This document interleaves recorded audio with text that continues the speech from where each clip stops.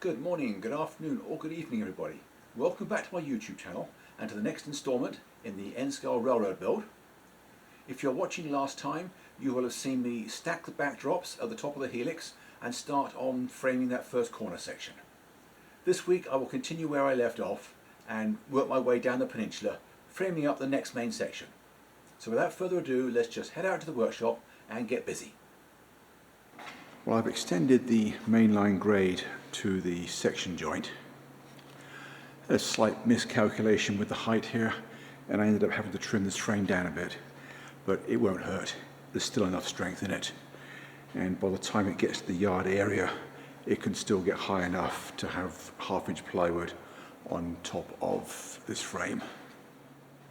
This area down here, I put it in some plywood because this area is crying out for a deep river valley, something that one seldom gets to include on the upper deck of a multi-deck railroad. So this is a good place for it.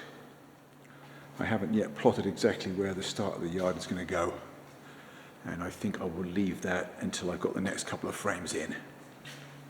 But I have got enough of the fascia in to give a good indication of how the levels are going to overlap in this area. As I said earlier, it's something the client was looking forward to being able to see in full-size 3D.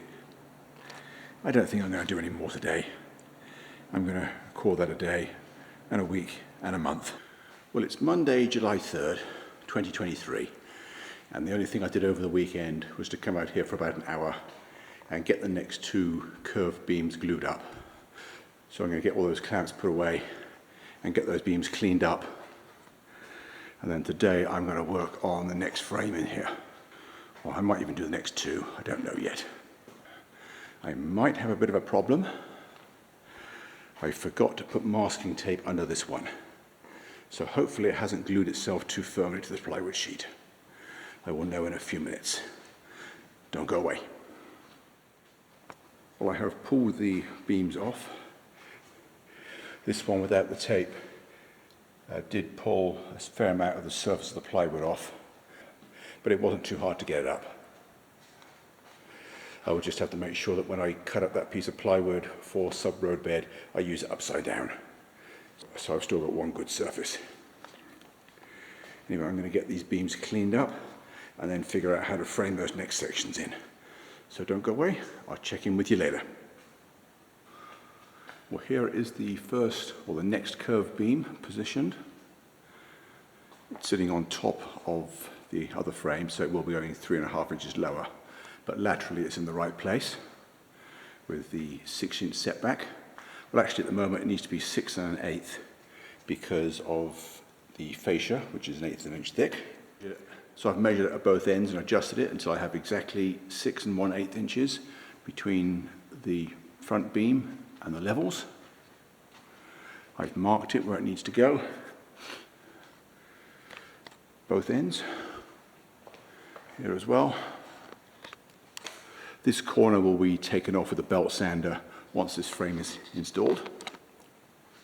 But I need to now get that cut to size, make sure the angles are right at the ends, and then I can come back and start building the frame. The other side is straightforward.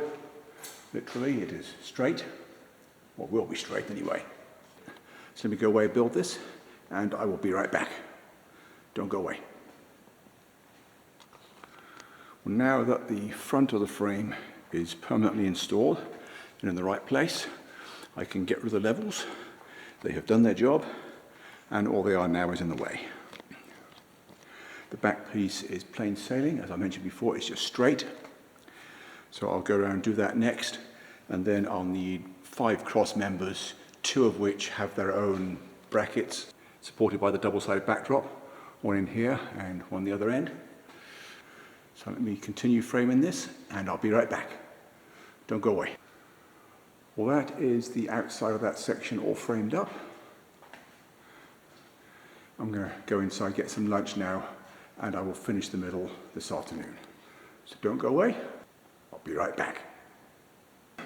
Well, I've installed the 2 central cantilever brackets. Note how they go almost to the front on the far side and only stick out a short distance on the near side. That's because the backdrop is at the back of a narrow section, so I don't want the cantilevers sticking out any further than they need to. Otherwise that would just take up more space in transit. On the front side, I stop them short so that there's room to get wiring around the end of them instead of going through.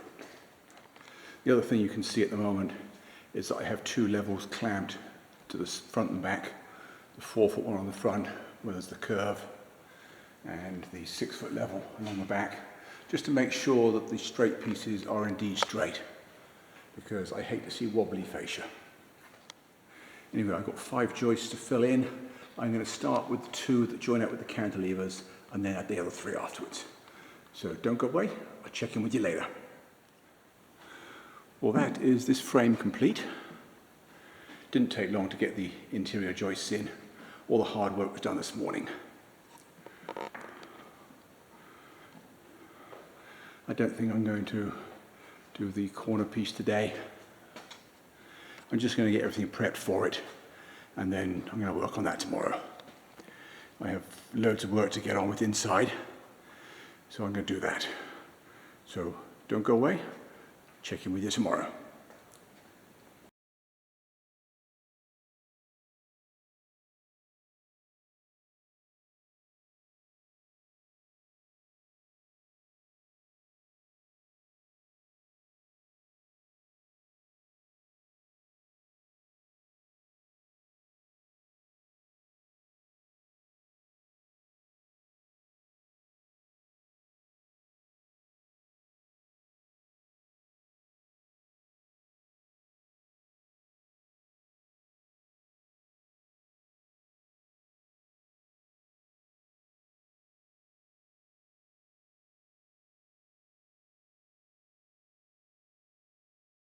Well, that's all for this episode.